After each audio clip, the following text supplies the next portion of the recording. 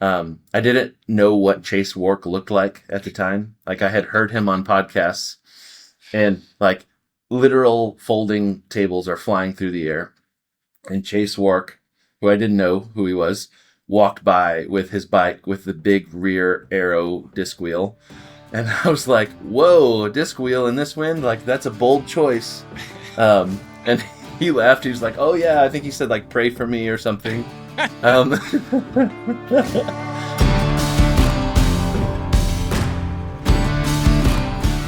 What's going on, everybody? My name is JP, and I want to welcome you here to the Stable Cyclist podcast, where we talk about bikes, life mentality, and when the occasion arises, we will always deep dive into mental health. My guest this week is Matt Fisher. Matt is the leader of the All Bodies on Bikes division in Dallas-Fort Worth area.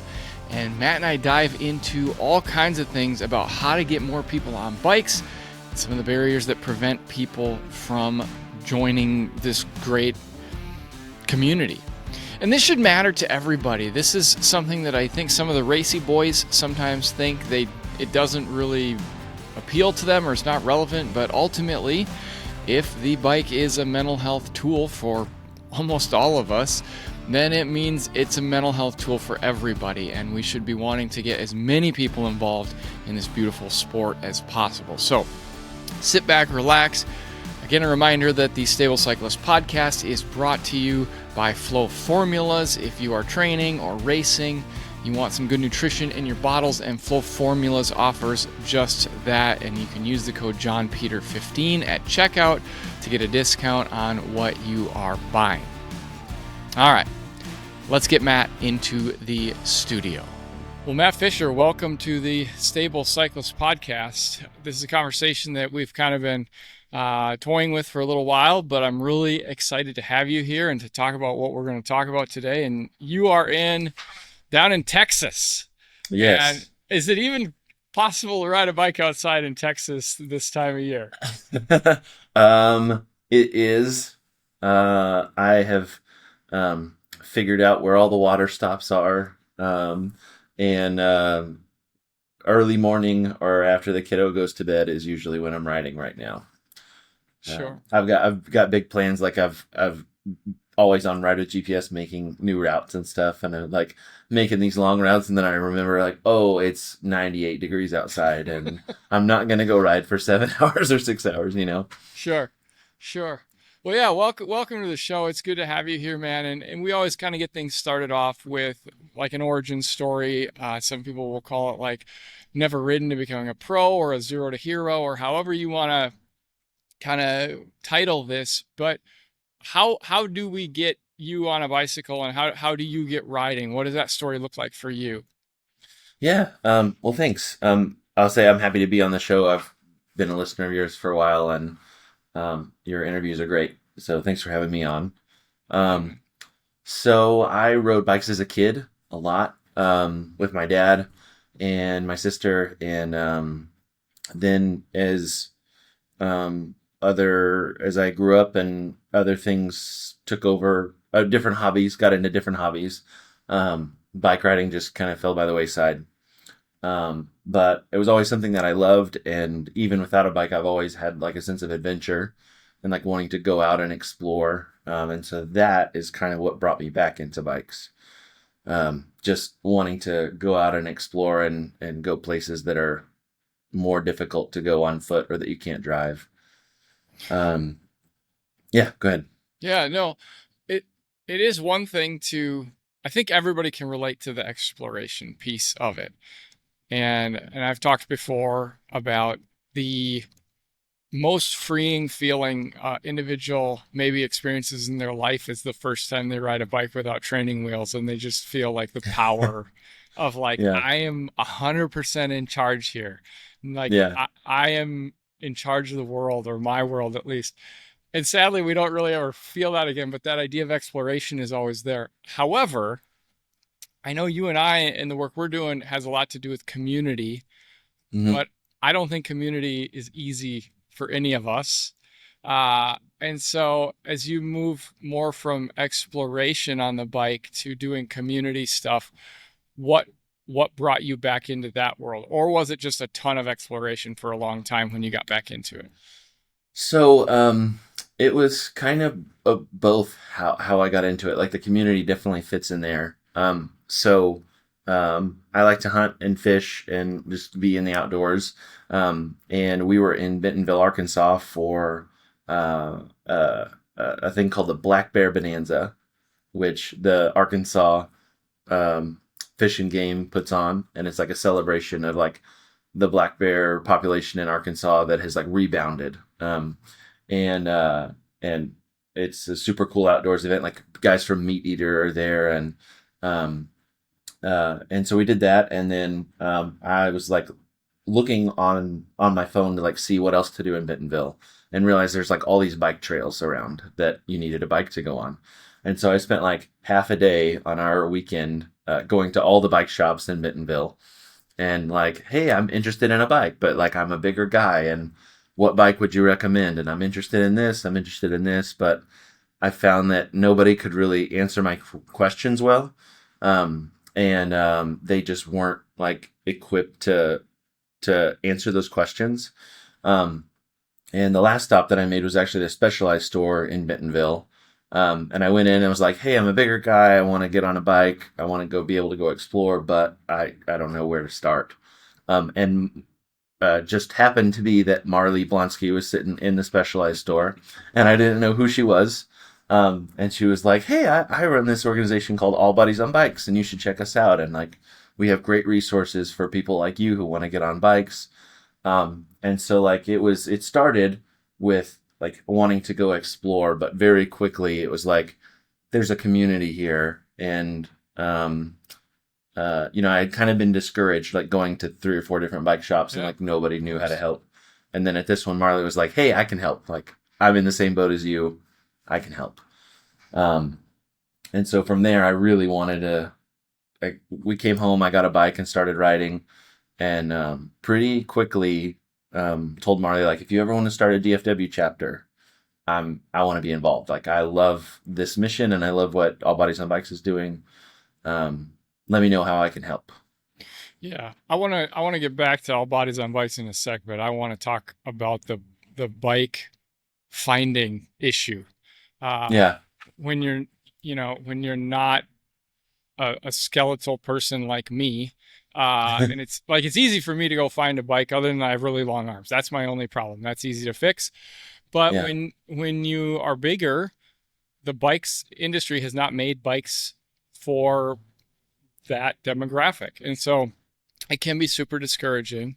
I've heard this story on repeat that you just Yeah. told. How did you how do you get through that, and how did you eventually find a place that could help you other than Marley, finding you essentially, or you like running into her? And then Yeah. how would you encourage people to move through that process if they're going through it? Yeah. So I had a couple friends that were into gravel riding, and I remember thinking about like hearing about their riding on gravel. It's like, whoa, that's crazy. I'm not gonna do that. I just want like a little commuter bike. And so I went and like on Facebook Marketplace and like tried a couple out, and like skinny wheels, skinny tires. It just felt very unsteady on them. Like I felt Sure. like I was gonna break this thing. And then I realized like gravel bikes are kind of like road bikes with big mountain bike tires. And I was like, okay, this is cool. Like this sounds like a good kind of middle ground. I don't want a full mountain bike, but a gravel bike, I think I could make that work. Um, and so I uh, looked around on Facebook Marketplace and couldn't really find anything that like fit. And I had the bug, like I was ready Yeah. to get on a bike Yeah. today and go ride. And so I went to Bike Mart in Fort Worth. And it's right. The Trinity River runs right through downtown Fort Worth, and there's a bunch of paved and gravel trails along the river. And it's like cheat codes for Bike Mart that's there on the river, because you like grab a helmet, grab the bike you want to try, and you get on the trails, and it's like immediately you are on an adventure, like following the river. It's instantly like you get that feeling of like, oh yes, I want to keep doing this. Like, take my money. and so I ended up getting a specialized Diverge, just the base model. And it's still the bike that I ride all the time. It's been a great bike for me. Um, One of the things that I would say for advice, and this is something that Marley has been pushing for, is a lot of bike companies, not all, but there are more and more bike companies that are being very upfront with like their weight limits. Um, like I was just looking at another bike that I was interested in, and I'm right now well over the weight limit for it. And so it's like, oh, okay, well, I can't get that right now, but maybe someday I'll be down to that size, and that would be an option. And like a lot of companies are getting better at being upfront with weight limits and recommendations, and like that's why I have the wheels that I have, and Sure. because I wanted something that I would feel secure on. Wouldn't have that feeling like I had on that commuter bike with like 30C tires, where I felt like it was just gonna like fold under me. Yeah. Um, yeah, so that's what I would say is just like go to your bike shop and try and see what feels comfortable, and then do a little back end research on your own, to try and find those weight limits and things. Yeah. Did it take you a while to learn how to go into a bike shop and talk to the people the way that you needed to get through that conversation? Because I just think about, even for me, going into a bike shop was kind of scary for a while at the beginning, because I didn't have the knowledge to go in and have the vocabulary to have a conversation. And so I sometimes felt like I was walking out into the wilderness. Do you, how do you prep people when they're going to shop for a bike? Or is it just, hey, you got to be open and honest about what you're looking for?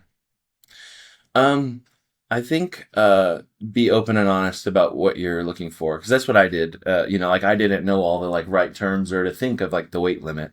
I just went in and was like, "Hey, I want to ride a bike and to have adventures, to be in better shape, to for a variety of reasons, and help me find something that works for me."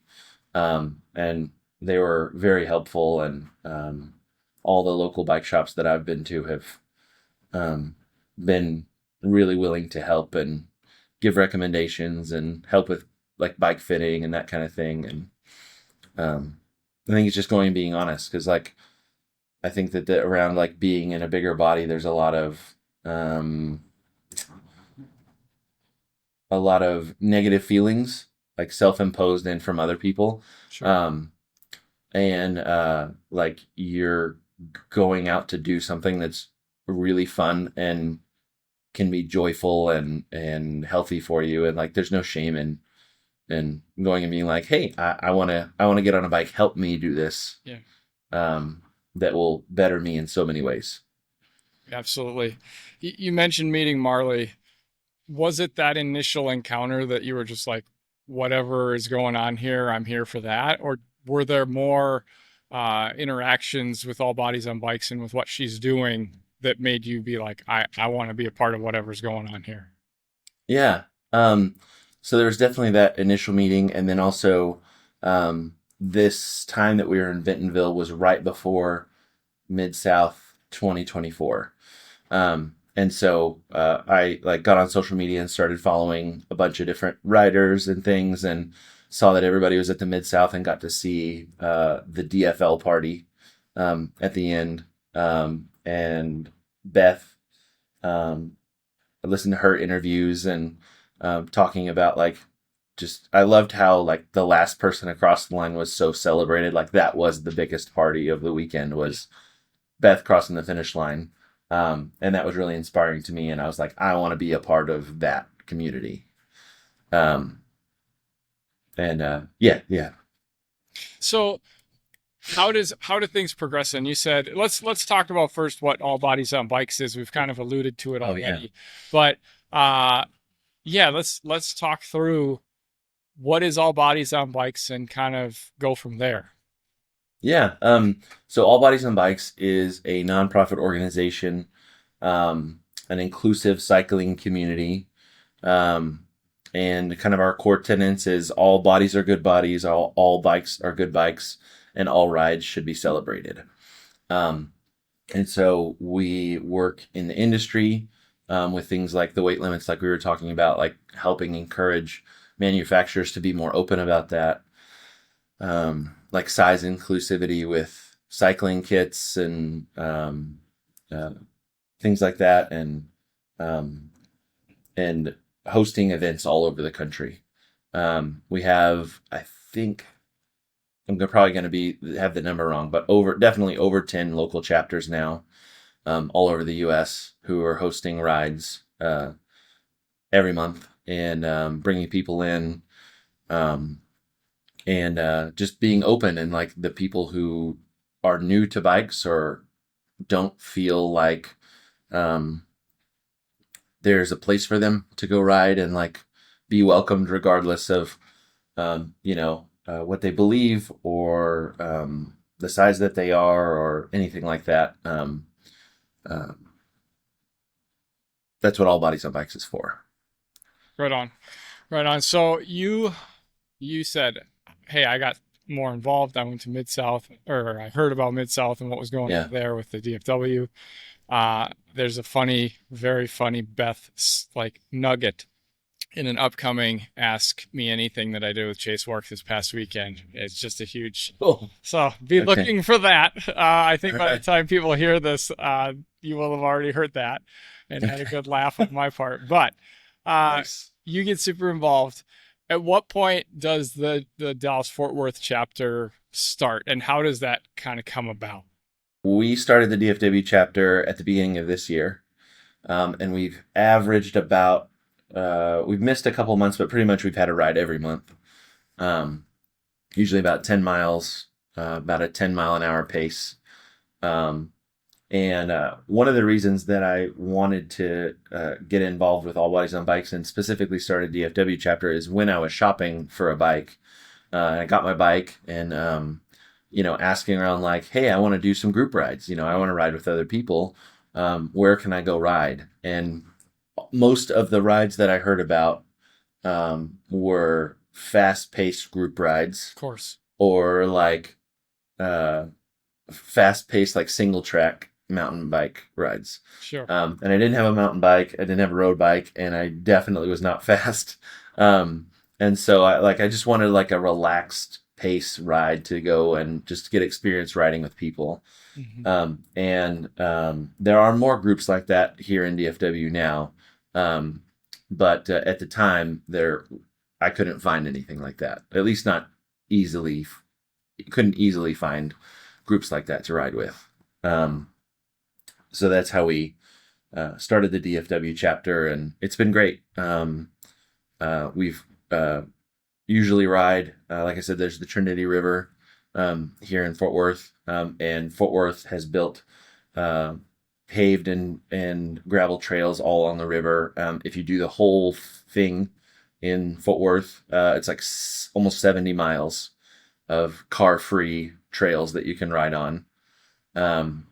And we usually do our rides there and go to start or end at a brewery, or like last week we rode from one of the city parks into the Fort Worth stockyards and watched the cattle drive go through the stockyards, like down the middle of the street, cowboys and longhorns and everything. And we just have a fun time and like really try to do like those adventure rides. Real quick interruption here to remind you that the Stable Cyclist podcast is sponsored by Works Cycling Services. They are also my title sponsor this year as I race and I do the things that I do. But Works Cycling Services, while yes, sponsoring riders, yes, providing amazing coaching, is probably best known for their race directing and their race services they put on. They host 4 of the best grassroots races that you will find in Minnesota, but also in the Midwest. They hosted Granny's Gravel Grinder this spring. If you want to learn more about my experience there, you can dig through my back catalog and the vlog series Bootleg Miles to see how that went for me. They just hosted the Hot Dish, which is going to be some of the most beautiful racing you've ever experienced, and it was the most beautiful racing I have experienced. That is down in the Driftless region near Winona and features the biggest climbs you will find in the state of Minnesota. Again, you can dive into my experience at the Hot Dish on the bootleg miles in my back catalog on YouTube. Coming up later in August, the same day as the Mater 100, so I will not be there this year, is the Day Across Minnesota, the Dam. And that is the epic ultra endurance race in the series, and one that everyone who completes it says is a life-changing experience as you race from the South Dakota border to the Wisconsin border. Finally, the last race in the series is the Filthy 50. Again, it's down in that Lanesboro southeastern corner of the state. For those of you familiar with the Almanzo 100, one of the OG gravel races in the United States of America, it is kind of down in those roads. So if you are planning your calendar for later this year, or even you are starting to think about your calendar for next year, I can't recommend enough that you go to Works Cycling Services and look up all the information on these races. You're going to have an amazing time. Head over to workscyclingservices.com and start planning your journey to Minnesota today. Tell me about going to Midsouth this year. You obviously, yeah, I mean, because I think everybody's got their story from Midsouth, but my guess is you were pretty hyped to get there. I was. And then. Yeah, and then, so I applied, which I will say, applications are open for next year's Midsouth team, as of when this comes out. And it's great. I would encourage people to apply. All Bodies on Bikes is looking to take a team of non-traditional athletes to the Mid-South. We got a coach, Kaizen Endurance, coached us, built us plans and training peaks. We got gear sponsors, helmets and Wahoos, and our cycling kits, and you're on a real cycling team. It feels like, and so the hype was there. We were all excited. We had Bobby Wintle on the calls with us a couple of times, telling us about what to expect and, who's going to be there and what the route looks like. And so I was going to do the 50 mile and was super excited. On Friday, and a lot of listeners will probably already know this, but on Friday, there was a big windstorm that came through Stillwater. And I was down at the expo and walking around and buying a whole bunch of stuff and figuring out how to stuff it into saddlebags and stuff on my bike. And my wife was going to come down and meet me for lunch. And it was super windy. And tables were flipping over up into the air, tents were flying through the air. We were actually, this is funny, you'll get a kick out of this.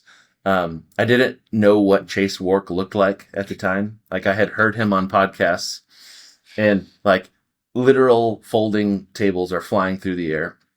And Chase Wark, who I didn't know who he was, walked by with his bike with the big rear aero disc wheel. And I was like, whoa, a disc wheel in this wind? That's a bold choice. And he laughed. He was like, oh yeah, I think he said pray for me or something. And then later, I saw him and was introduced to him, and I was like, oh, that's Chase Wark, that I called out his disc wheel in the wind. But he was super cool. But anyways, so stuff is blowing around.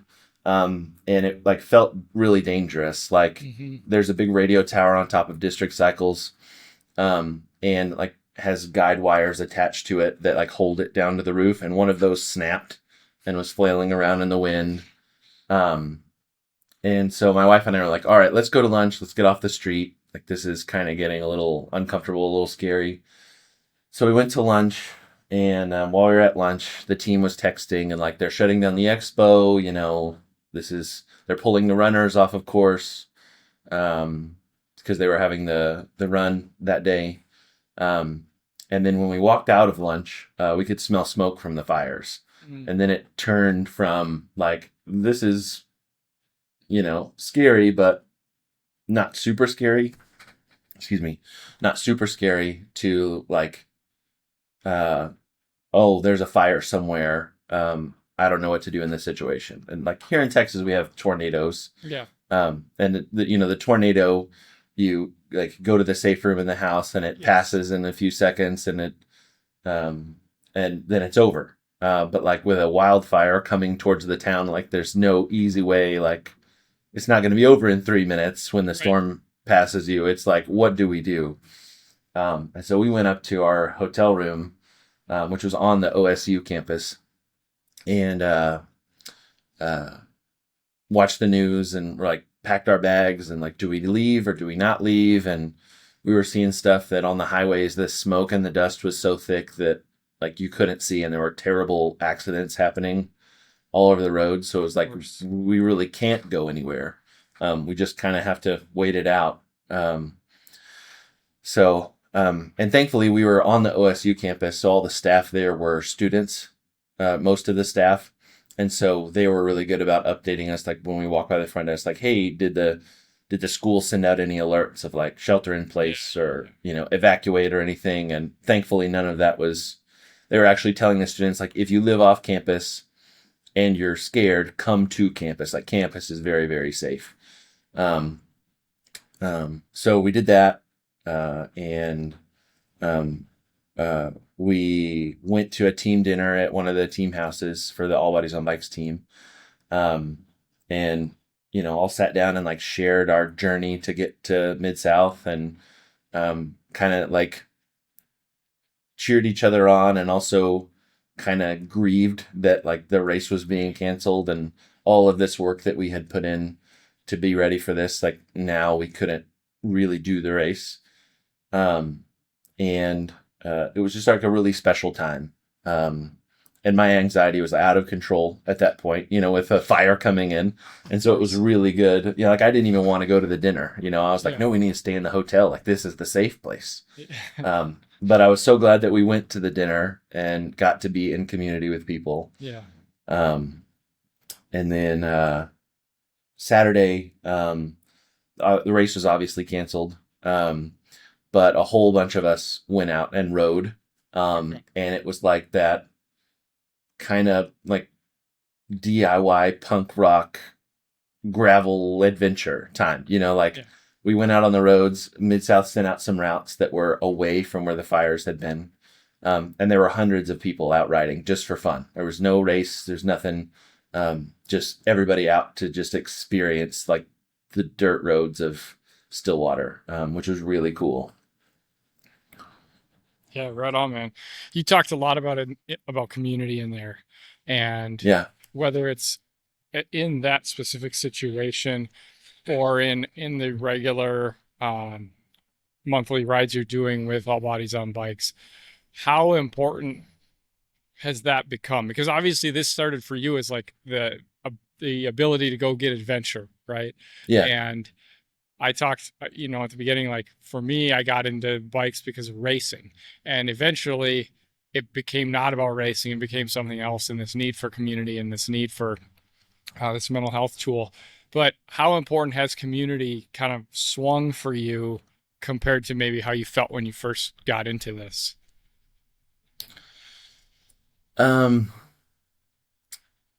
It's been very important, and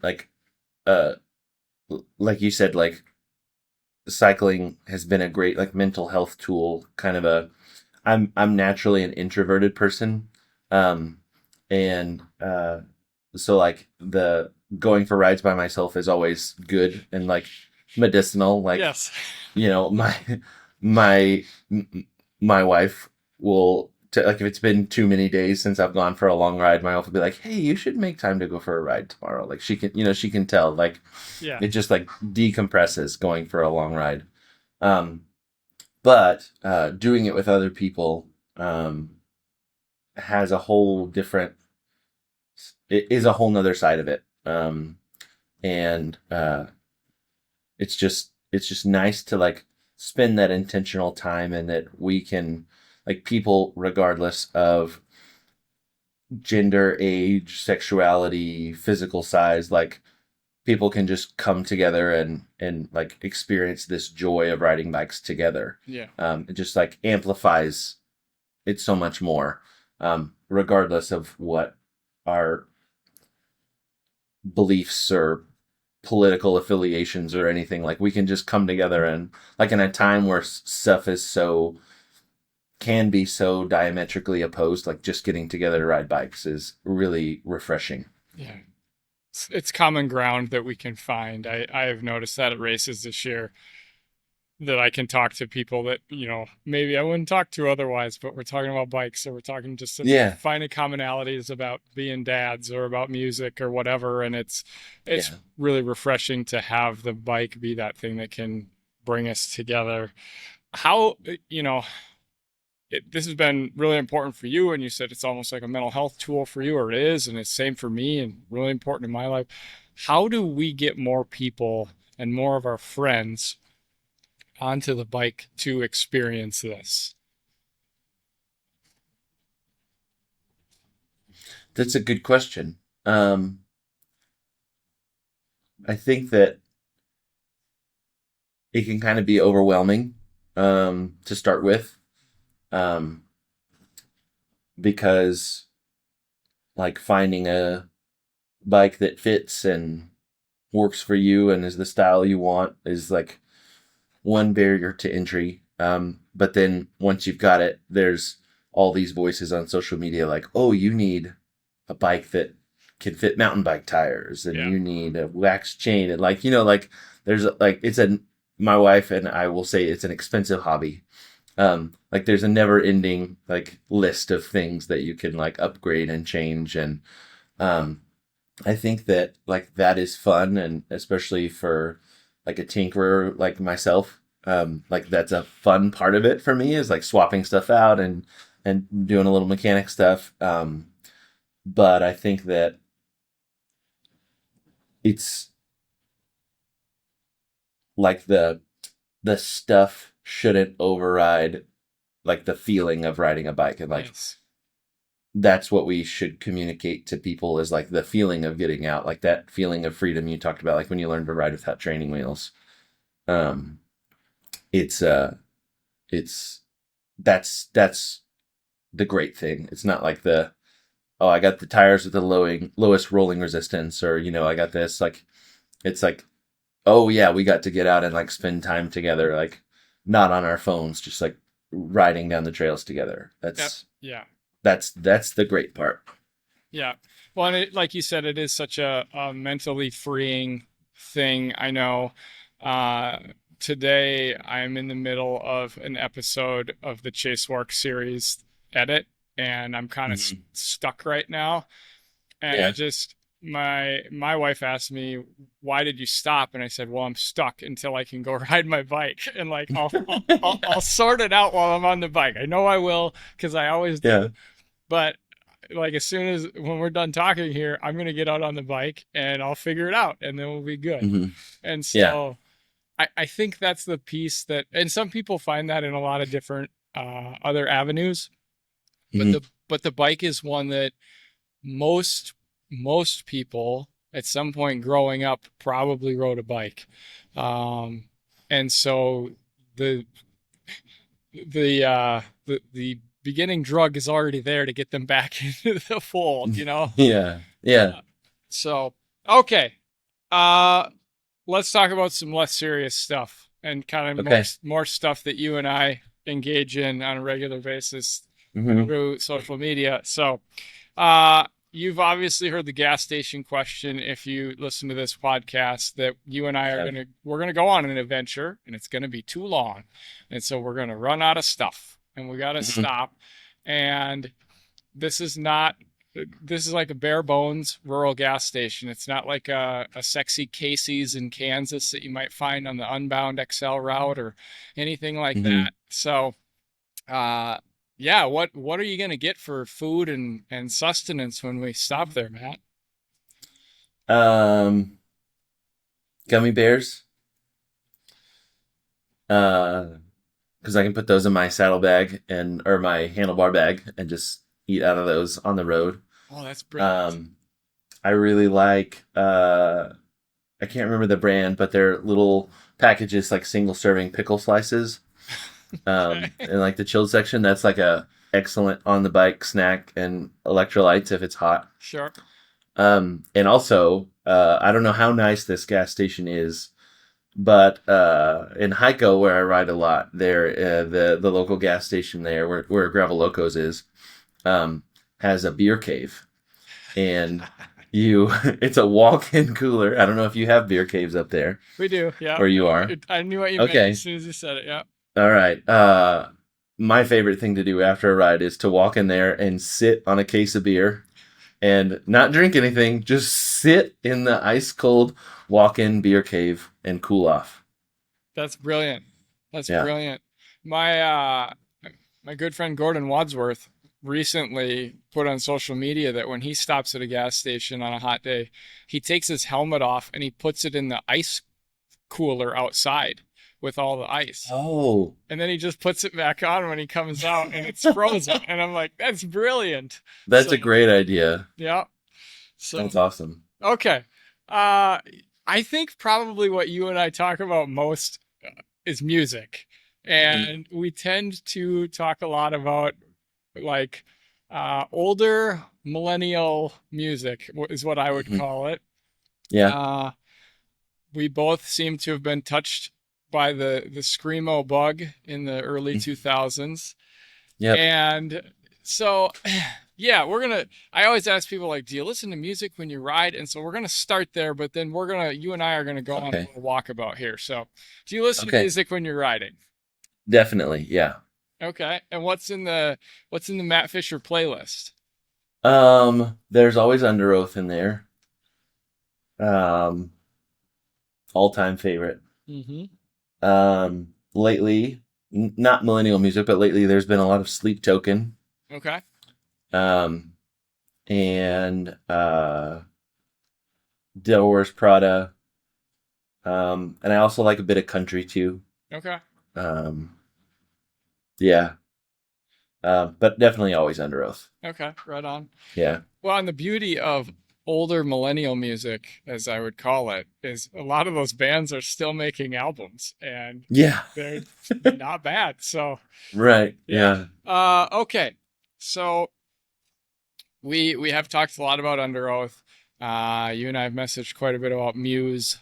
And my question is, if you get one album for the rest of your life and that's all you can listen to, what are you picking? Oh, wow. That's a deep question, John.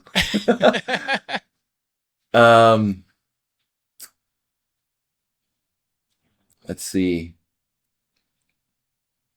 Maybe you can narrow it to like 3. I know I got a couple that are a little more diverse. So,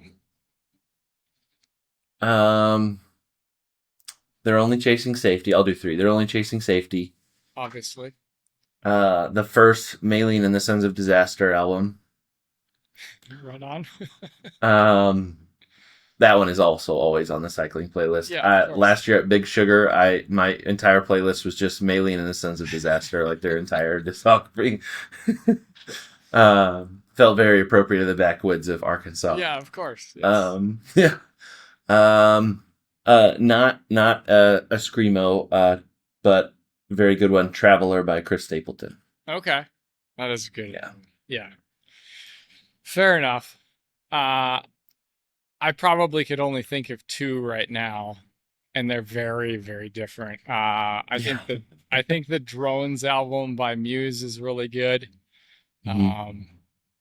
And then the 1989 album by Taylor Swift is like all time, like way up there. And I think a lot of people are like, "What?" But yeah, it's good. So, Yes.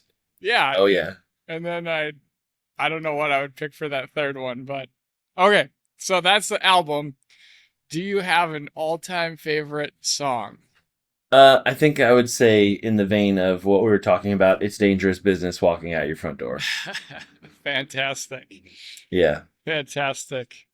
I'm probably going to say Psycho by Muse is one of my all-time favorites. Nice. It just kind of hits all the good feels. So, Yeah. okay. You talked about earlier having a Wahoo.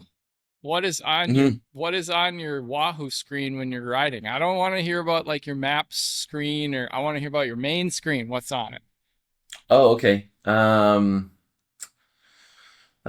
Current speed, average speed, heart rate, direction of travel, Sure. um, and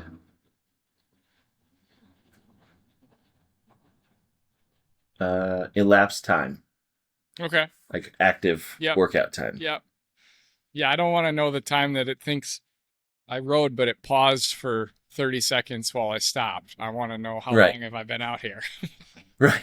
Yeah, that's important with a 3, almost 4 year old at home too. It's like, hey, I'm gonna go out and ride for 2 hours. Okay, that's great. Like I gotta keep tabs and make Yeah. sure that I'm actually back when I'm, so that I can come back and tap in with the kiddo. And No, 100%. My most important one on my home screen is the time of day, so that I just know like, oh, it's 4:30 right now. I probably need to go yeah, home. So, yeah.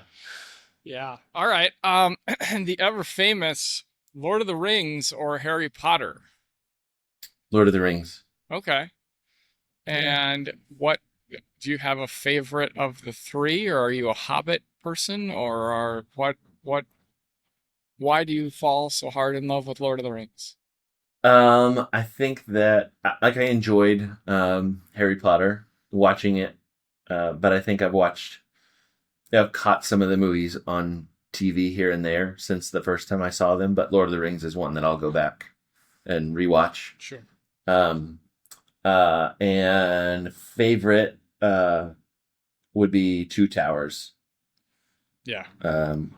Yeah, that one is awesome. I remember seeing that one in the theaters, and the scene at Helm's Deep. I was just blown away. Yeah. It's such an epic thing. Absolutely. All right. Last one. If you have what is the bucket list race that everybody should go do, regardless of talent or abilities or anything, like they just got to go do it? Or is it the one that was taken from you by the fires this year? Yeah. Um, that's a good question. I want to say Gravel Locos here in Texas. It's in small town Hyco, Texas, and it's put on by Fabian, who just puts on a great event. Um, and it's just like a very welcoming atmosphere. It's not as big of a production as Midsouth. Sure. There's not as many of there's not a real expo. There's a select few brands that set up tents there. But it's just like a fun, like very like family atmosphere. Like everybody feels like you're there together. Um, and Mid South very much had that too, but it's on a smaller scale than Mid South. Sure. But I'm very excited to go back to Mid South next year. Right on. Is that the plan? Yeah. Yeah. Yep. I'm actually going to be one of the mentors for the team this year, the All Bodies on Bikes team. Okay. So I'll be on all the calls and just helping get people ready, and yeah, it's gonna be very exciting, and I'd encourage people to apply if you're interested in doing it. Awesome. Well, Matt, this has been incredible. Thank you for just taking the time to chat and to share what's going on with All Bodies on Bikes, and especially in the Dallas-Fort Worth area. And especially thank you for being you and bringing so many people into this amazing sport, man. Yeah, thank you. Thanks for having me. It's been a lot of fun, and I've loved what you've been doing, and I really love the Chase Wark series. So I'm excited to see the next one. Thanks for hanging out with Matt and me today. If you enjoyed this episode or you think it's relevant to somebody else in your life, do me a favor and share it. Go ahead and hit the likes and the 5-star reviews and all that business, please. And thank you to help us grow the podcast. But most importantly, I hope you know how important you are. I hope you're taking care of yourself and getting out on the bike when you are able. And most importantly, I hope that you remember you are loved.